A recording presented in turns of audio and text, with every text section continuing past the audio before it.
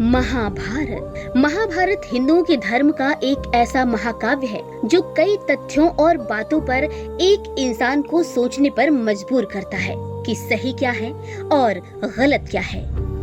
महाभारत का युद्ध जहन में आते ही याद आती है उस वक्त बही खून की नदियों की। महाभारत के युद्ध के दौरान इतना खून बहाया गया कि कुरुक्षेत्र की धरती भी लाल हो गई।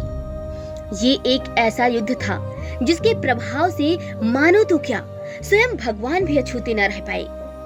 महाभारत के युद्ध के बाद माता गांधारी ने श्री कृष्ण को दुखी होकर श्राप दिया कि जिस प्रकार आज मेरे कुल का अंत हुआ है, इसी प्रकार तुम्हारे कुल का भी अंत होगा और तुम्हारा नाम लेने वाला इस धरती पर कोई नहीं बचेगा।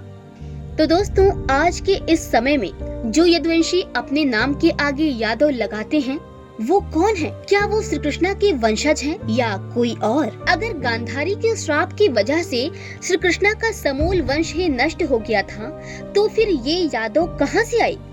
इन सभी प्रश्नों के उत्तर आज हम एक कथा के जरिए जानने की कोशिश करेंगे। तो चलिए आज मैं आपको एक कहानी सुनाती हूँ। मैं हूँ आपके साथ आपकी दोस्त आरजी दिशा पांडे। सफलता यादव, जिन्हें यदु के वंशज यानी कि यदुवंशी भी कहा जाता है। इन्हें स्पार्टन ऑफ इंडिया भी बोला जाता है।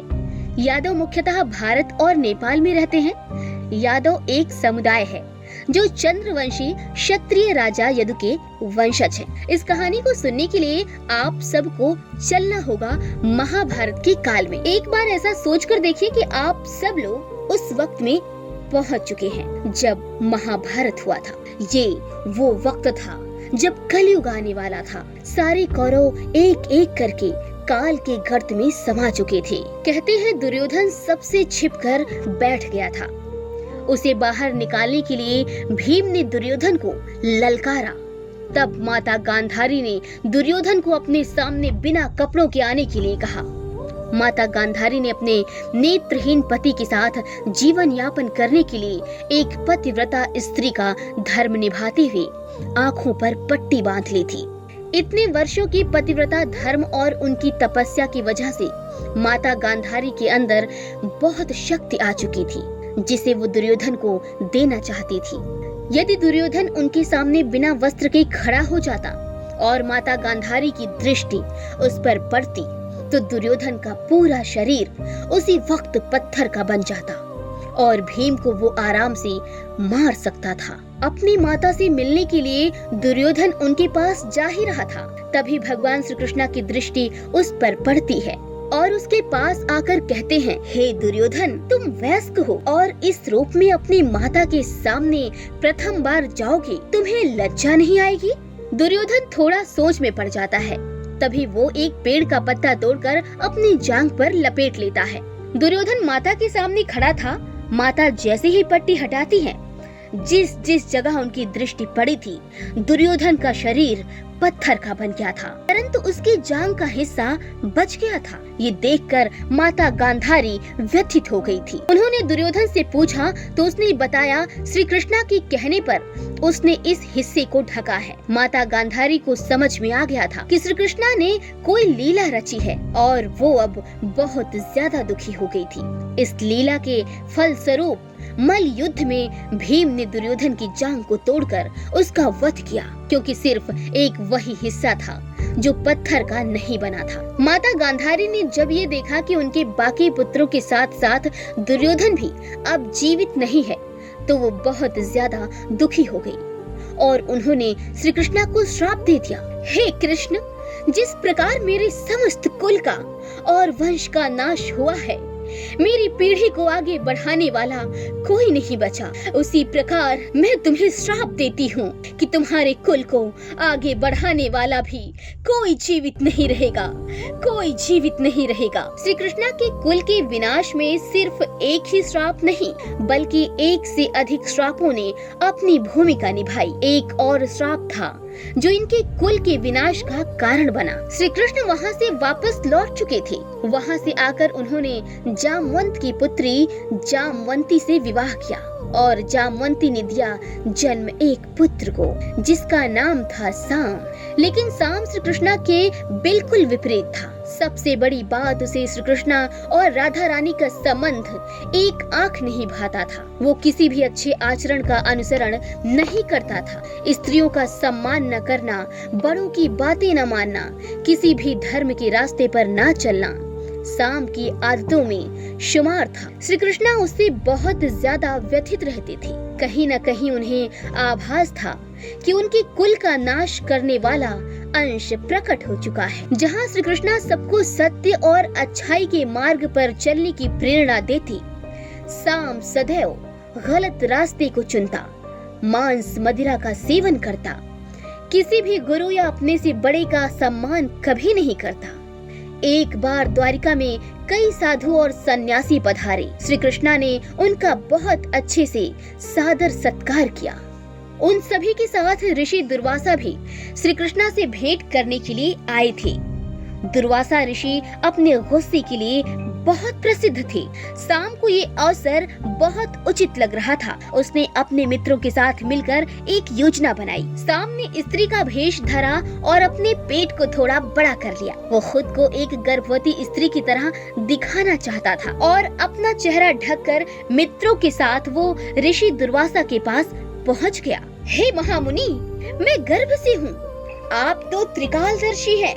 कृपा करके मुझे बताइए कि मुझे पुत्र होगा या पुत्री। उसकी बात सुनकर ऋषि दुर्वासा क्रोधित हो गए थे, क्योंकि वो जान गए थे कि इस घूंघट के पीछे कोई भी स्त्री नहीं है, अपितु पुरुष है।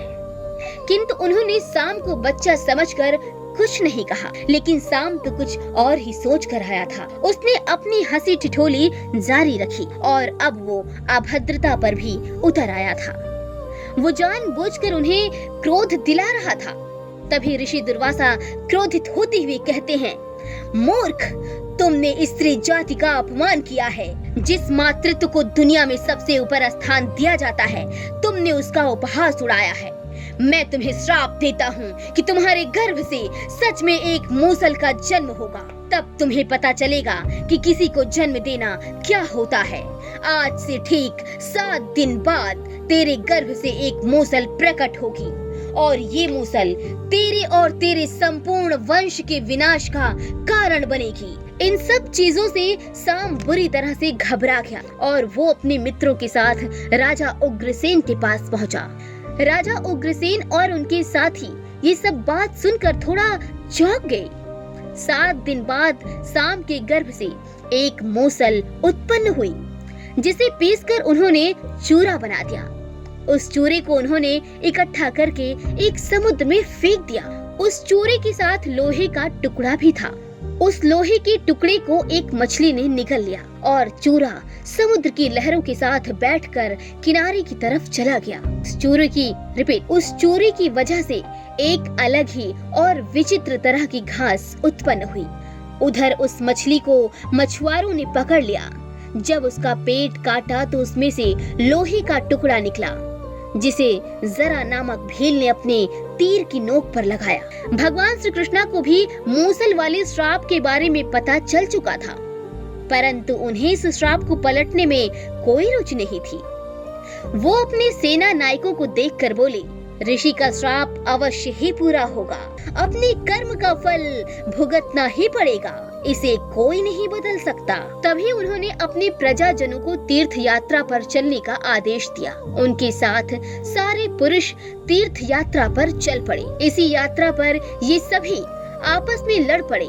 इस युद्ध को मूसल युद्ध कहा जाता है। इस युद्ध के पीछे भी एक बहुत बड़ा रहस्य छिपा था। इस युद्ध की शुरुआत हुई कृतवर्मा के अपमान से। कृतवर्मा भगवान श्री कृष्णा की सेना के सेना नायक थे, जिन्होंने दुर्योधन की तरफ से युद्ध लड़ा था। वो 18 योद्धाओं में से एक थे जो जीवित बचे थे। वो बड़े ही पराक्रमी भी थे। शाक्यकी ने मदिरा के आवेश में आकर उनका अपमान किया और कहा, जो रात में मरे हुए इंसान की तरह सोए हुए आदमी को मार दे, उसे क्षत्रिय कहलाने का कोई अधिकार नहीं। प्रद्युम्न ने भी उनकी बात सुनकर कृतवर्मा का अपमान किया। कृतवर्मा यदुवंशी थे। वो भोजराज हृदय के पुत्र थे। शाक्यकी की बात सुनकर उन्हें क्रोध आ गया था। अभी वो अपना एक हाथ उठाकर तिरस्कार से बोलते हैं, धोबी शर्मा की बाह कट गई थी। वो मृत्यु होने तक उपवास का निर्णय लेकर वहीं पर बैठ गई थी, परंतु तुमने तब भी उनका वध कर दिया। ये तो वीरों वाले काम नहीं है, नपुंसक वाले काम है। शाकिनी को ये सुनकर इतना क्रोध आया कि उसने उसी वक्त कृतवर्मा की गले को काट दिया, और ये बात इतनी बढ़ी कि धीरे धीरे इसने एक भयानक युद्ध का रूप ले लिया। कहते हैं वहाँ पर उगी हुई घास को उन लोगों ने तोड़ तोड़ कर एक दूसरे के ऊपर प्रहार करना शुरू किया। जैसे ही वो घास उनके हाथ में आती, एक बड़े भयानक मूसल में बदल जाती, और उसी मूसल से उन सब ने एक दूसरे को मार दिया। श्री कृष्णा ने देखा कि उनके सारे यदुवंशी मरे पड़े हैं, जिसमें साम, प्रद्युम्न और उनके बाकी पुत्र भी थे। सिर्फ श्री कृष्णा, बलराम जी और उनका एक विश्वास पात्र सैनिक बचा था। श्री कृष्णा अपने विश्वास पात्र को देखकर कहते हैं, आप हस्तिनापुर जाकर अर्जुन को यहाँ की स्थिति के बारे में सूचित करिए और कहिए कि द्वारका से हमारी सारी स्त्रियों को लेकर हस्तिनापुर जाएं। वहाँ पर वो सुरक्षित रहेंगी। वो विश्वास पात्र वहाँ से अर्जुन के पास जा चुका था। उसके जाते ही बलराम जी भी अपनी देह त्याग करने के विचार से वहाँ से चले जाते हैं। श्री कृष्णा भी दुखी हो गए थे। वो ये सब कुछ नहीं सह पा रहे थे। वो एक वृक्ष के नीचे जाकर दुखी मन से बैठ जाते हैं। तभी एक भील दूर से उनके चरणों को हिरण का मुख समझकर अपना बाण चला देता है, जो कि उनके चरणों में जाकर लगता है। जैसे ही वो बाण उनके चरणों में लगा था, श्री कृष्णा ने भी अपना देह त्याग दिया था। लेकिन इसके पीछे भी एक रहस्य था कि उस भील ने ही उन्हें तीर क्यों मारा। ये त्रेता युग की एक कथा है दोस्तों। श्री राम ने छिपकर बाली को बाण मारा था और उसका वध किया था। कहते हैं बाली की पत्नी तारा ने श्री राम को ये श्राप दिया था कि एक समय ऐसा आएगा जब आपको भी कोई छिपकर ही मारेगा और उससे आपका वध होगा। इसी श्राप को इस समय फलीभूत किया गया था। सारी स्त्रियां अर्जुन के साथ वापस हस्तिनापुर आ चुकी थी। इस प्रकार यदुवंश आगे बढ़ा। दरअसल श्री कृष्णा जी को जो श्राप मिला था वो सिर्फ उनके वंश को मिला था, पूरे यदुवंश को नहीं। इन श्राप की वजह से श्री कृष्णा के वंश के लोग गलत रास्ते पर चल पड़े थे। वो मांस मदिरा का सेवन करते, स्त्रियों का अपमान करते, ऋषि मुनियों का उपहास और अपमान करना उन्हें बहुत अच्छा लगता। उनके अंदर ये अहंकार की भावना आ गई कि हम यदुवंशी हैं, कोई हमारा विनाश नहीं कर सकता। श्री कृष्णा को लगा कि अगर ये लोग इसी तरह से अधर्म के रास्ते पर चलते रहे तो समस्त मानव जाति पर संकट आ जाएगा और कलयुग का भी अंत हो जाएगा। इसलिए श्री कृष्णा ने उन सबको समाप्त करने की लीला रची। इसीलिए उन्होंने श्राप को पलटने की कोई कोशिश तक भी नहीं की और उन सब को युद्ध के माध्यम से समाप्त करवा दिया, जिससे कि कोई भी अधर्म आगे न फैले। उसके बाद बलराम जी और श्री कृष्णा ने भी अपने प्राण त्यागे और अपने निज धाम को चले गए। इस तरह से सिर्फ और सिर्फ उन्हीं लोगों का और उसी वंश का नाश हुआ था जो गलत रास्ते पर और अधर्म के रास्ते पर चल रहे थे, जिसके जीवित रहने से मानव जाति को खतरा हो सकता था। संपूर्ण यदुकुल का विनाश नहीं हुआ था, क्योंकि माँ गांधारी ने भी सिर्फ श्री कृष्णा के वंश को नष्ट होने का श्राप दिया था।